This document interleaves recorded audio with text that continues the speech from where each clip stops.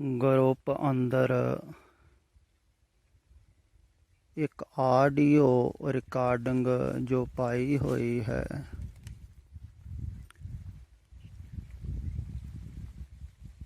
ਥੋੜੀ ਜਿਹੀ ਸੁਣ ਕੇ ਇਹ ਖਿਆਲ ਵਿੱਚ ਆਇਆ ਹੈ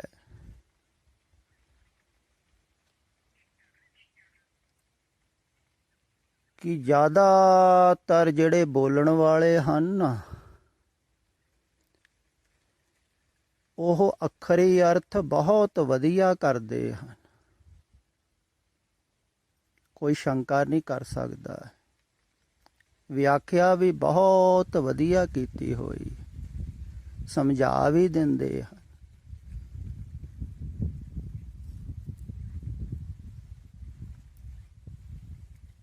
ਪਰ ਜੋ ਵਾਸਤਵਿਕ ਦੇ ਵਿੱਚ ਸਤਿਗੁਰਾਂ ਨੇ ਕਿਹਾ ਸੀ ਨਾ, ਜਿਨ੍ਹਾਂ ਨੇ ਜਾਣਿਆ ਸੀ, ਉਹਨਾਂ ਨੇ ਹੀ ਕਿਹਾ ਹੈ ਨਾ। ਤੋ ਜੋ ਕਿਹਾ ਸੀ ਸ਼ਬਦਾਂ ਦੇ ਵਿੱਚ, ਸ਼ਬਦਾਂ ਦੇ ਅਰਥ ਤੇ ਪਤਾ ਲੱਗ ਗਿਆ, ਪਰ ਵਿੱਚ ਜੋ ਕਿਹਾ ਸੀ ਉਹ ਭਾਵ ਛੁੱਟ ਜਾਂਦਾ ਹੈ।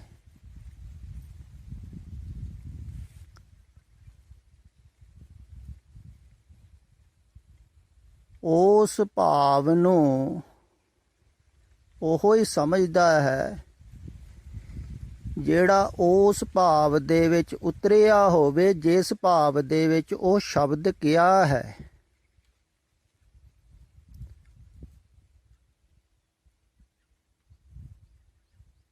ਜਿਵੇਂ ਤੁਸੀਂ ਆਮ ਸਾਧਾਰਨ ਵੀ ਕੋਈ ਗੱਲ ਸੁਣਦੇ ਹੋ ਨਾ, ਤੇ ਕਹਿ ਦਿੰਦੇ ਇਹਦਾ ਭਾਵ ਕੀ ਹੈ, ਮਤਲਬ ਕੀ। ਤੇ ਇਵੇਂ ਹੀ ਸਤਿਪੁਰਖਾਂ ਦੇ ਉਪਦੇਸ਼ ਹਨ।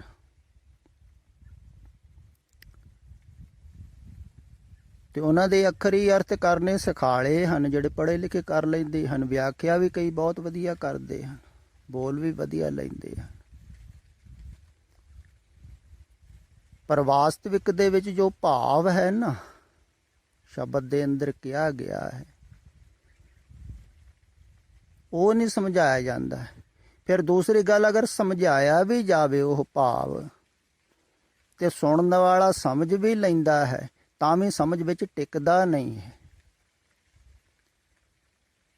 ਕਿਉਂਕਿ ਤਾਂ ਹੀ ਟਿਕੇਗਾ, ਤੁਸੀਂ ਵੀ ਉਸ ਭਾਵ ਦੇ ਵਿੱਚ ਉਤਰੋਗੇ ਤਾਂ। ਹੁਣ ਖਿਆਲ ਕਰੋ ਥੋੜਾ ਜਿਹਾ ਵੀ ਜਿਵੇਂ ਇਹਨਾਂ ਨੇ ਬਾਬੇ ਨਾਨਕ ਦੀ ਬਾਣੀ ਦੀ ਇੱਕ ਪੌੜੀ ਦੀ ਵਿਚਾਰ ਕੀਤੀ ਹੈ, ਜਿਹੜੀ ਅਕਸਰ ਪ੍ਰਚਾਰਕ ਵੀ ਬਹੁਤ ਵਾਰਾਂ ਸਮਝਾਉਂਦੇ ਹਨ, ਤੇ ਬਹੁਤ ਵਾਰਾਂ ਹੀ ਇਸ ਪੌੜੀ ਦਾ, ਇਹਨਾਂ ਪੰਕਤੀਆਂ ਦਾ ਜ਼ਿਕਰ ਹੁੰਦਾ ਹੈ। ਮੂਤ ਪਲੀਤੀ ਕੱਪੜ ਹੋਏ, ਦੇ ਸਾਬੂਣ ਲਈਏ ਉਹ ਧੋਏ, ਭਰੀਐ ਮਤ ਪਾਪਾ ਕੇ ਸੰਗ, ਉਹ ਧੋਪੈ ਨਾਵੇਂ ਕੇ ਰੰਗ।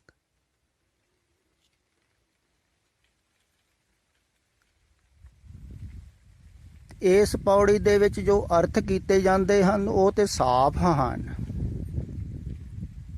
ਅਕਸਰ ਕਿਹਾ ਜਾਂਦਾ ਹੈ ਨਾ, ਜਿਵੇਂ ਕੱਪੜਾ ਗੰਦਾ ਹੋਵੇ ਤੇ ਸਾਬਣ ਦੇ ਨਾਲ ਧੁੱਪ ਜਾਂਦਾ ਹੈ, ਇੱਦਾਂ ਹੀ ਪਰਮਾਤਮਾ ਦੇ ਨਾਮ ਦੁਆਰਾ, ਜਾਂ ਕਈ ਕਹਿੰਦੇ ਸਿਮਰਨ ਦੁਆਰਾ, ਚਿੰਤਨ ਦੁਆਰਾ, ਕੋਈ ਕਹਿੰਦਾ ਹੈ ਧਿਆਨ ਦੁਆਰਾ, ਮੈਲ ਲੱਥ ਜਾਂਦੀ ਹੈ ਮਨ ਦੀ, ਮਨ ਸਾਫ਼ ਹੋ ਜਾਂਦਾ ਹੈ। ਇੱਦਾਂ ਹੀ ਕਹਿੰਦੇ ਹਨ। ਤੇ ਜਿਵੇਂ ਕੱਪੜਾ ਸਾਫ਼ ਹੁੰਦਾ ਹੈ, ਸਾਬਣ ਰੋਜ਼ ਲਾਉਣਾ ਪੈਂਦਾ ਹੈ, ਰੋਜ਼ ਗੰਦਾ ਹੁੰਦਾ, ਇੱਦਾਂ ਮਨ ਨੂੰ ਰੋਜ਼ ਧੋਣਾ ਪੈਂਦਾ ਹੈ। ਕਾਹਦੇ ਨਾਲ? ਨਾਮ ਨਾਲ। ਨਾਮ ਕੀ ਹੈ? ਜੋ ਤੁਸੀਂ ਜਪਦੇ ਹੋ, ਜਾਂ ਜਿਹੜੇ ਜਿਹੜੇ ਮਜ਼ਹਬ ਦੇ ਵਿੱਚ, ਜਿਹੜੇ ਜਿਹੜੇ ਧਰਮ ਦੇ ਵਿੱਚ ਜਪਣ ਵਾਸਤੇ ਜਿਹੜੇ ਜਿਹੜੇ ਢੰਗ ਨਾਲ ਕਿਹਾ ਹੈ, ਉਹਨੂੰ ਹੀ ਅਕਸਰ ਲੋਕ ਨਾਮ ਸਮਝਦੇ ਹਨ। ਤੋ ਜਪਦੇ ਹਨ, ਸੋਚ ਲੈਂਦੇ ਹਨ ਵੀ ਕੱਪੜਾ ਧੁੱਪ ਗਿਆ, ਮਨ ਸਾਫ਼ ਹੋ ਗਿਆ। ਧਾਰਮਿਕ ਲੋਕ ਬੜੇ ਹੰਕਾਰ ਨਾਲ ਵੀ ਭਰ ਜਾਂਦੇ ਹਨ ਕਈ। ਅਸੀਂ ਤੇ ਰੋਜ਼ ਮਨ ਸਾਫ਼ ਕਰਦੇ ਹਾਂ, ਇੰਨੀ ਬਾਣੀ ਪੜ੍ਹਦੇ ਹਾਂ, ਇੰਨੇ ਪਾਠ ਕਰਦੇ, ਇੰਨਾ ਨਾਮ ਜਪਦੇ ਹਾਂ, ਸਾਡਾ ਤਾਂ ਮਨ ਬਿਲਕੁਲ ਸਾਫ਼।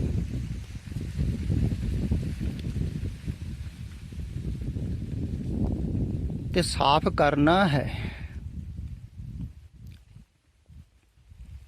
ਤੇ ਕਰਨ ਦਾ ਤਰੀਕਾ ਦੱਸਿਆ ਗਿਆ ਹੈ। ਪਰ ਅਸਲੀ ਜੋ ਭਾਵ ਹੈ ਸ਼ਬਦ ਦਾ, ਉਹ ਹੈ ਨਾਵੇਂ ਕੈ ਰੰਗ, ਉਹ ਧੁੱਪ ਹੈ। ਕਹਿੰਦੇ ਹਨ ਵੀ ਜਿਵੇਂ ਸਾਬਣ ਦੁਆਰਾ ਕੱਪੜਾ ਧੁੱਪ ਜਾਂਦਾ ਹੈ, ਮੈਲ ਲੈ ਜਾਂਦੀ ਹੈ, ਇਸ ਤਰ੍ਹਾਂ ਹੀ ਇਵੇਂ ਹੀ ਪਰਮਾਤਮਾ ਦੇ ਪ੍ਰੇਮ ਦੁਆਰਾ ਮਨ ਨਿਰਮਲ ਹੁੰਦਾ। ਨਾਮ ਦਾ ਅਰਥ ਹੁੰਦਾ ਹੈ ਪਰਮਾਤਮਾ, ਰੰਗ ਦਾ ਅਰਥ ਹੁੰਦਾ ਹੈ ਪ੍ਰੇਮ, ਰਾਗ ਦਾ ਅਰਥ ਵੀ ਪ੍ਰੇਮ ਹੀ ਹੁੰਦਾ ਹੈ। ਰੰਗ ਕਹਿ ਲਓ, ਕਈ ਕਹਿੰਦੇ ਨਾ ਰਾਗ ਰੰਗ ਦੇ ਵਿੱਚ ਰੰਗਿਆ ਗਿਆ, ਫਲਾਨਾ ਸੰਸਾਰ ਦੇ ਰੰਗ ਦੇ ਵਿੱਚ ਰੰਗਿਆ ਗਿਆ, ਭਾਵ ਕਿ ਸੰਸਾਰ ਦਾ ਪ੍ਰੇਮ।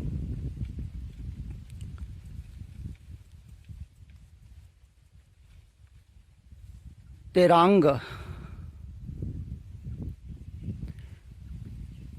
ਹੁਣ ਖਿਆਲ ਵਿੱਚ ਇਹ ਰੱਖਣ ਯੋਗ ਜ਼ਰੂਰੀ ਹੈ, ਜੋ ਅਕਸਰ ਨਹੀਂ ਕਿਹਾ ਜਾਂਦਾ ਹੈ, ਵੀ ਜਿੰਨਾ ਚਿਰ ਤੁਸੀਂ ਸੰਸਾਰ ਦੇ ਰੰਗ ਦੇ ਨਾਲ ਜੁੜੇ ਹੋਏ ਹੋ, ਭਾਵ ਕਿ ਸੰਸਾਰ ਦੇ ਪ੍ਰੇਮ ਨਾਲ ਜੁੜੇ ਹੋਏ ਹੋ, ਸੰਸਾਰੀ ਪ੍ਰੇਮ ਨਾਲ ਜੁੜੇ ਹੋਏ, ਉਹਨਾਂ ਚਿਰ ਮੈਲ ਮਨ ਦੀ ਨਹੀਂ ਲਵੇਗੀ। ਭਾਵੇਂ ਲੱਖ ਤੁਸੀਂ ਜਾਪ ਕਰੋ, ਲੱਖ ਧਿਆਨ ਕਰੋ, ਲੱਖ ਚਿੰਤਨ ਕਰੀ ਜਾਓ, ਸਿਮਰਨ ਕਰੀ ਜਾਓ, ਕਿਵੇਂ ਜਾਵੇਗੀ ਮੈਲ? ਮੈਲ ਕੀ ਹੈ? ਚੇਤਨਾ ਦੁਆਰਾ ਸਥੂਲ ਦਾ ਚਿੰਤਨ ਕਰ ਕਰਕੇ ਉਹ ਸਥੂਲ ਦੀਆਂ ਆਕਰਤੀਆਂ ਤੁਹਾਡੀ ਚੇਤਨਾ ਤੇ ਬਣ ਗਈਆਂ। ਕੀ ਬਣ ਗਿਆ? ਚੇਤਨਾ ਦੁਆਰਾ ਸਥੂਲ ਚਿੰਤਨ ਕਰਕੇ ਜੋ ਤੁਸੀਂ ਦੇਖ ਰਹੇ ਹੋ ਸਭ ਸਥੂਲ ਹੈ। ਇਹਨਾਂ ਦਾ ਚਿੰਤਨ ਕਰਕੇ, ਇਹਨਾਂ ਦੀ ਯਾਦ ਕਰਕੇ, ਆਪਣੇ ਆਪਣੇ ਕਹਿ ਕੇ, ਬਾਹਰ ਤੁਹਾਡੇ ਆਪਣੇ ਨਹੀਂ ਰਹਿ ਗਏ, ਇਹਨਾਂ ਦੀ ਆਕਰਤੀਆਂ ਤੁਹਾਡੇ ਅੰਦਰ ਬਣ ਗਈਆਂ। ਤੁਸੀਂ ਅੱਖਾਂ ਬੰਦ ਕਰੋ, ਤੁਹਾਨੂੰ ਪੁੱਤ ਅੰਦਰ ਦਿਖਾਈ ਦਿੰਦਾ ਹੈ, ਬੱਚਾ। ਜਿਹੜੇ ਆਪਣੇ ਹਨ ਉਹ ਬਾਹਰ ਥੋੜ੍ਹੇ ਹਨ, ਉਹ ਤੁਹਾਡੇ ਅੰਦਰ ਚਲੇ ਗਏ ਹਨ, ਉਹਨਾਂ ਦੇ ਆਕਾਰ ਬਣ ਗਏ ਹਨ ਅੰਦਰ। ਉਹੋ ਹੀ ਤੇ ਸੁਪਨੇ 'ਚ ਦਿਖਾਈ ਦਿੰਦੇ ਹਨ ਤੁਹਾਨੂੰ। ਸੁਪਨੇ ਕਾਹਦੇ ਆਉਂਦੇ ਹਨ? ਆਕਾਰ ਦੇ ਹੀ ਆਉਂਦੇ ਹਨ। ਤੇ ਰਾਤ ਨੂੰ ਹੀ ਉਹ ਆਕਾਰ ਦੇਖੋ, ਸੁੱਤਿਆ ਪਿਆ ਵੀ ਘੁੰਮ ਰਿਹਾ ਹੈ ਤੁਹਾਡੇ ਅੰਦਰ, ਜਾਗਦਾ ਤੇ ਘੁੰਮਦਾ ਹੀ, ਸੁੱਤਿਆ ਪਿਆ ਵੀ ਉਹੀ ਆਕਾਰ ਘੁੰਮ ਰਿਹਾ ਹੈ, ਤੁਸੀਂ ਦੇਖ ਰਹੇ ਹੋ। ਤੋ ਜੋ ਆਕਾਰ ਅੰਦਰ ਵੜ ਗਿਆ ਹੈ, ਨਿਰਾਕਾਰ ਦੇ ਅੰਦਰ ਆਕਾਰ ਵੜ ਗਿਆ ਹੈ, ਦੇਖੋ ਕਮਾਲ ਦੀ ਗੱਲ ਹੋ ਗਈ ਨਾ। ਜਿਹੜੀ ਨਹੀਂ ਸੀ ਹੋਣੀ ਉਹ ਹੋ ਗਈ। ਹੋ ਨਹੀਂ ਸਕਦਾ ਹੈ, ਖਿਆਲ ਵਿੱਚ ਰੱਖਿਓ, ਨਿਰਾਕਾਰ ਦੇ ਅੰਦਰ ਆਕਾਰ ਵੜ ਨਹੀਂ ਸਕਦਾ, ਪਰ ਤੁਸੀਂ ਜ਼ਬਰਦਸਤੀ ਵਾੜ ਰਹੇ ਹੋ, ਤੁਹਾਨੂੰ ਸਾਂਭ ਵੀ ਰੱਖਦੇ ਹੋ, ਉਹ ਟਿਕਦਾ ਵੀ ਨਹੀਂ। ਪਰ ਹਰ ਰੋਜ਼ ਤੁਹਾਨੂੰ ਚਿੰਤਨ, ਇਸੇ ਕਰਕੇ ਆਦਮੀ ਨੂੰ ਚਿੰਤਨ ਕਰਨਾ ਪੈਂਦਾ ਹੈ ਸੰਸਾਰ ਦਾ। ਖਿਆਲ ਰੱਖਿਓ, ਕਿਉਂਕਿ ਸੰਸਾਰ ਦਾ ਤੁਸੀਂ ਚਿੰਤਨ ਨਾ ਕਰੋ ਨਾ, ਤੁਹਾਨੂੰ ਇਹ ਲੱਗਦਾ ਹੈ ਵੀ ਜਿਵੇਂ ਛੁੱਟ ਗਿਆ ਹੁੰਦਾ ਹੈ। ਡਰਦਾ ਹੈ ਆਦਮੀ, ਜਿਵੇਂ ਕਈਆਂ ਦੀ ਯਾਦਾਸ਼ਤ ਭੁੱਲਣ ਲੱਗ ਜਾਂਦੀ ਹੈ ਨਾ, ਤੇ ਡਰਦਾ ਹੈ ਆਦਮੀ, ਜੇ ਭੁੱਲ ਹੀ ਗਿਆ ਸੰਸਾਰ ਉੱਤੇ ਫਿਰ ਇਹ ਤਾਂ ਛੁੱਟ ਹੀ ਗਿਆ ਨਾ। ਇਵੇਂ ਹੀ ਵਾਰ-ਵਾਰ ਚਿੰਤਨ ਕਰ ਕਰਕੇ ਉਹ ਆਕਾਰ ਤੁਸੀਂ ਉਹਨਾਂ ਨੂੰ ਨਵੇਂ ਕਰਦੇ ਰਹਿੰਦੇ ਹੋ, ਵਿਚਾਰਾਂ ਨੂੰ ਨਵੇਂ ਕਰਦੇ ਰਹਿੰਦੇ ਹੋ, ਆਕਾਰਾਂ ਨੂੰ ਹੋਰ ਚੰਗੇ ਢੰਗ ਦੇ ਨਾਲ ਅੰਦਰ ਬਣਾਉਂਦੇ ਰਹਿੰਦੇ। ਜਿਹਦੇ ਨਾਲ ਮੋਹ ਹੈ ਨਾ, ਉਹਨੂੰ ਚੰਗੀ ਤਰ੍ਹਾਂ ਯਾਦ ਕਰਕੇ, ਉਹਦੇ ਨਾਲ ਪਿਆਰ ਕਰਕੇ, ਉਹਦੀ ਤਸਵੀਰ ਹੋਰ ਚੰਗੀ ਤਰ੍ਹਾਂ ਅੰਦਰ ਬਣਾਉਣੀ ਸ਼ੁਰੂ ਕਰ ਦਿੰਦੇ। ਤੁਸੀਂ ਜਿਹੜੇ ਆਪਣੇ ਹਨ ਉਹਨਾਂ ਦੀ ਚੰਗੀ ਤਸਵੀਰ ਬਣਾਉਂਦੇ, ਜਿਨ੍ਹਾਂ ਨਾਲ ਮੋਹ ਹੈ, ਜਿਹੜੇ ਆਪਣੇ। ਤੇ ਜਿਹੜੇ ਪਰਾਏ, ਜਿਹੜੇ ਨਹੀਂ ਚੰਗੇ ਲੱਗਦੇ ਹਨ, ਉਹਨਾਂ ਦੀ ਬੁਰੀ ਤਸਵੀਰ ਬਣਾਈ ਜਾਂਦੀ ਹੁੰਦੀ। ਉਹਨਾਂ ਦੀਆਂ ਬੁਰਾਈਆਂ ਸੋਚੀ ਜਾਂਦੇ, ਉਹ ਬੁਰੀ ਤਸਵੀਰ ਬਣਦੀ। ਰਾਮ ਤੇ ਰਾਵਣ ਦੋਵਾਂ ਦੀ ਬਣ ਰਹੀ ਹੈ, ਚੰਗਿਆਂ ਦੀ ਵੀ ਬਣੀ ਜਾਂਦੀ ਆ, ਮਾੜਿਆਂ ਦੀ ਤਸਵੀਰਾਂ ਅੰਦਰ ਬਣ ਜਾਂਦੀ। ਤੇ ਮੈਲ ਇਹ ਹੈ, ਮੈਲ ਹੈ ਵੀ ਝੂਠ ਦਾ ਚਿੰਤਨ ਕਰ ਕਰਕੇ ਝੂਠ ਦਾ ਆਕਾਰ ਤੁਸੀਂ ਅੰਦਰ ਨਿਰਮਿਤ ਕਰ ਲਏ, ਸੋਚ ਸੋਚ ਕੇ ਝੂਠ ਬਾਰੇ। ਝੂਠ ਹੈ ਜਿਹੜਾ ਸਭ ਕੁਝ ਦੇਖ ਰਿਹਾ, ਵਾਸਤਵਿਕ ਥੋੜੀ, ਤਦੇ ਤੇ ਛੁੱਟ ਜਾਂਦਾ। ਜੇ ਵਾਸਤਵਿਕ ਹੋਏ ਛੁੱਟੇ ਹੀ ਨਾ। ਤੇ ਹੁਣ ਇਹ ਆਕਾਰ ਤੁਹਾਡੇ ਅੰਦਰ ਨਿਰਮਿਤ ਹੋ ਗਿਆ ਹੈ, ਵਿਚਾਰ ਅੰਦਰ ਚੱਲ ਰਹੇ ਹਨ, ਉਹ ਵੀ ਆਕਾਰ ਹੀ ਹੈ, ਉਹ ਹੀ ਮੈਲ ਹੈ। ਤੇ ਇਹ ਮੈਲ ਜਿੰਨਾ ਤੁਸੀਂ ਆਕਾਰ ਵੱਲੋਂ ਧਿਆਨ ਨਾ ਹਟਾਓਗੇ, ਲਊਗੀ ਕਿਵੇਂ? ਇਹ ਵੀ ਤਾਂ ਸੋਚੋ। ਹੁਣ ਲੱਖ ਤੁਸੀਂ ਜਾਪ ਕਰੀ ਜਾਓ, ਅੰਦਰ ਬੈਠ ਕੇ ਧਿਆਨ ਲਾਈ ਜਾਓ, ਹੁਣ ਉਹ ਨਿਕਲੂਗਾ ਕਿਵੇਂ ਜੋ ਅੰਦਰ ਵੜ ਗਿਆ ਹੈ? ਟਿਕਦਾ ਨਹੀਂ ਹੈ ਮਨ। ਬਹੁਤ ਅਭਿਆਸ ਕਰਦੇ ਹਨ ਲੋਕ, ਮੈਂ ਦੇਖਿਆ ਹੈ ਧਾਰਮਿਕ, ਕਈਆਂ ਨੂੰ ਬਹੁਤ ਬਹੁਤ ਸਮਾਂ ਹੋ ਗਿਆ ਅਭਿਆਸ ਕਰਦਿਆਂ ਨੂੰ, ਪਰ ਉਹ ਅਭਿਆਸ ਹੀ ਕਰ ਰਹੇ ਹਨ। ਉਹਨਾਂ ਨੂੰ ਕੋਈ ਨਹੀਂ ਦੱਸਦਾ ਹੈ ਵੀ ਬਾਹਰੋਂ ਸੁਰਤ ਨੂੰ ਹਟਾਉਣਾ ਹੈ, ਧਿਆਨ ਨੂੰ ਹਟਾਉਣਾ। ਧਿਆਨ ਸੰਸਾਰ 'ਚ ਫਸ ਗਿਆ ਤੁਹਾਡਾ, ਸੁਰਤ ਫਸੀ ਹੋਈ ਹੈ ਬਾਹਰ। ਸੁਰਤ ਨੂੰ ਸ਼ਬਦ ਵਿੱਚ ਜੋੜਨਾ ਹੈ, ਕਿਆ ਹੈ ਨਾ, ਸੁਰਤ ਸ਼ਬਦ ਦੇ ਵਿੱਚ ਲੀਨ ਕਰਨੀ ਕਿਵੇਂ ਹੋਊਗੀ? ਹੁਣ ਬਾਹਰੋਂ ਹਟੂਗੀ ਤਾਂ ਹੋਊਗੀ ਨਾ। ਬਾਹਰੋਂ ਹਟਾਉਣੀ ਬਹੁਤ ਔਖੀ ਹੈ, ਕੋਈ ਸਖਾਲੀ ਖੇਡ ਨਹੀਂ ਹੈ। ਕਹੋ ਕਬੀਰੇ ਖੇਲ ਕਠਨ ਹੈ, ਕੋਈ ਗੱਲਾਂ ਬਾਤਾਂ ਦੇ ਨਾਲ ਨਹੀਂ ਹੁੰਦਾ ਹੈ। ਕਿਨਹੂ ਗੁਰਮੁਖ ਜਾਣਾ, ਬਹੁਤ ਘੱਟ ਵਿਰਲੇ ਗੁਰਮੁਖ ਹਨ। ਆਕਾਰ ਨਾਲੋਂ ਧਿਆਨ ਹਟਾਉਣਾ। ਇੱਕ ਕਿਸਮ ਦਾ ਆਦਮੀ ਮਰ ਜਾਂਦਾ ਹੈ ਆਕਾਰ ਵੱਲੋਂ, ਸੰਸਾਰ ਵੱਲੋਂ ਮਰਨਾ ਹੈ।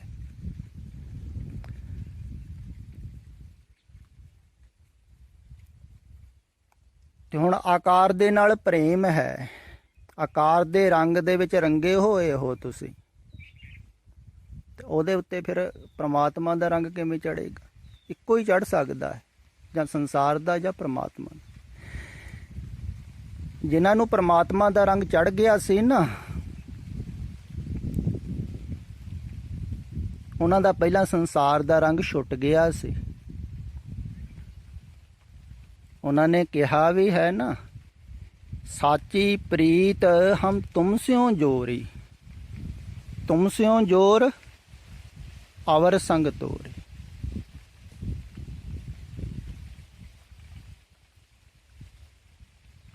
ਕਹਿੰਦੇ ਦੂਸਰਿਆਂ ਦੇ ਨਾਲ ਤੋੜ ਦਿੱਤੀ ਤਾਂ ਤੇਰੇ ਨਾਲ ਜੁੜੀ। ਜਿੰਨਾ ਚਿਰ ਦੂਸਰਿਆਂ ਦੇ ਨਾਲ ਜੁੜੀ ਹੋਈ ਹੈ, ਉਹਨਾਂ ਚਿਰ ਰੱਬ ਚੇਤੇ ਥੋੜ੍ਹੀ ਆਉਂਦਾ ਹੈ। ਉਹਨਾਂ ਚਿਰ ਉਹ ਚੇਤੇ ਆਉਂਦੇ ਹਨ ਜਿਨ੍ਹਾਂ ਨਾਲ ਸੁਰਤ ਜੁੜੀ ਹੋਈ, ਜਿਨ੍ਹਾਂ ਦੇ ਨਾਲ ਪ੍ਰੇਮ ਹੈ, ਜਿਨ੍ਹਾਂ ਦੇ ਨਾਲ ਮੋਹ ਹੈ। ਖਿਆਲ ਵਿੱਚ ਰੱਖਿਓ, ਪਰਮਾਤਮਾ ਦਾ ਵੀ ਰੰਗ ਹੈ ਤੇ ਸੰਸਾਰ ਦਾ ਵੀ ਰੰਗ ਹੈ। ਪਰਮਾਤਮਾ ਦਾ ਵੀ ਪ੍ਰੇਮ ਹੈ, ਸੰਸਾਰ ਦਾ ਵੀ ਪ੍ਰੇਮ ਹੈ।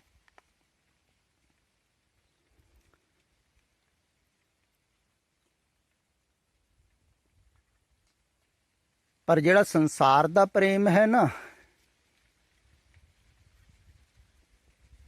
ਇਹਦੇ ਵਿੱਚ ਦੋਵੇਂ ਚੀਜ਼ਾਂ ਮਿਲਦੀਆਂ ਹਨ, ਦੁੱਖ ਤੇ ਸੁੱਖ। ਸੁੱਖ ਵੀ ਹੈਗਾ ਥੋੜਾ ਬਹੁਤ, ਤਦੇ ਤੇ ਲੋਕ ਪ੍ਰੇਮ ਕਰਦੇ ਆ, ਪਰ ਦੁੱਖ ਜ਼ਿਆਦਾ ਹੈ। ਬਹੁਤ ਲੰਮਾ ਸਮਾਂ ਸਹਾਰਨਾ ਪੈਂਦਾ, ਜਨਮਾਂ ਜਨਮਾਂਤਰਾਂ ਤੱਕ। ਫਿਰ ਇਹ ਰੰਗ ਐਸਾ ਹੈ ਸੰਸਾਰ ਦਾ, ਕਹਿੰਦੇ ਹਨ ਵੀ ਇੱਕ ਸੁੰਬੜਾ ਵਰਗਾ ਹੈ, ਭਾਵ ਕਿ ਇਹ ਟਿਕਦਾ ਨਹੀਂ ਹੈ, ਪੱਕਾ ਰੰਗ ਨਹੀਂ ਹੈ।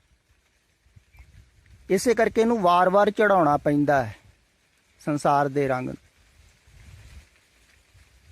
ਰੋ ਰੋ ਯਾਦ ਕਰਨੇ ਪੈਂਦੇ ਹਨ ਆਪਣੇ, ਚੇਤੇ ਭੁੱਲ ਜਾਂਦੇ ਹਨ, ਫਿਰ ਬੰਦਾ ਯਾਦ ਕਰਦਾ। ਟਿਕਦਾ ਨਹੀਂ ਹੈ, ਮਰ ਲੱਗਿਆ ਦੇਖੋ, ਫਿਰ ਅਗਲੇ ਜਨਮ 'ਚ ਸਾਰਾ ਭੁੱਲ ਜਾਂਦਾ ਹੈ, ਫਿਰ ਚੜ੍ਹਨਾ ਸ਼ੁਰੂ ਹੋ ਜਾਂਦਾ। ਇਹ ਵਾਰ-ਵਾਰ ਚੜ੍ਹਦਾ ਹੈ। ਇਸੇ ਕਰਕੇ ਕਿਹਾ ਹੈ ਨਾ ਵੀ ਜਨਮ ਜਨਮ ਕੀ ਇਸ ਮਨ ਕੋ ਮਲ ਲਾਗੀ, ਕਾਲਾ ਹੋਆ ਸਿਆਹ। ਭਾਵ ਕਿ ਇੱਕ ਜਨਮ ਦੀ ਮੈਲ ਨਹੀਂ ਹੈ, ਹਰ ਜਨਮ ਦੇ ਵਿੱਚ ਹੀ ਤੁਸੀਂ ਇਹ ਇਕੱਠਾ ਕੀਤਾ ਹੋਇਆ ਹੈ। ਹਾਂ, ਵਿਚਾਰ ਭੁੱਲ ਗਏ ਹਨ, ਤੁਹਾਨੂੰ ਉਹ ਆਕਾਰ ਭੁੱਲ ਗਏ ਹਨ, ਪਰ ਜੋ ਇਕੱਠਾ ਕੀਤਾ ਹੋਇਆ ਹੈ ਨਾ, ਉਹਦਾ ਨਿਚੋੜ ਹੈ ਤੁਹਾਡੇ ਅੰਦਰ। ਜਿਵੇਂ ਬਹੁਤ ਸਾਰੇ ਫੁੱਲਾਂ ਚੋਂ ਇਤਰ ਕੱਢ ਲਈ, ਇੱਦਾਂ ਪਿਛਲਾ ਜੋ ਕੁਝ ਵੀ ਕੀਤਾ ਹੈ ਉਹਦਾ ਨਿਚੋੜ ਤੁਹਾਡੇ ਅੰਦਰ ਹੈ। ਉਹ ਕਾਲਕ ਤੇ ਹੈ ਹੀ। ਉਸ ਨਿਚੋੜ ਦੁਆਰਾ ਹੀ ਅਗਲਾ ਸੁਭਾਅ ਬਣਦਾ ਹੈ। ਪਿਛਲੇ ਜਨਮ ਜੋ ਵੀ ਤੁਸੀਂ ਕੀਤਾ ਹੈ ਉਹਦਾ ਨਿਚੋੜ ਹੀ ਅਗਲੇ ਜਨਮ 'ਚ ਸੁਭਾਅ ਬਣਦਾ ਹੈ।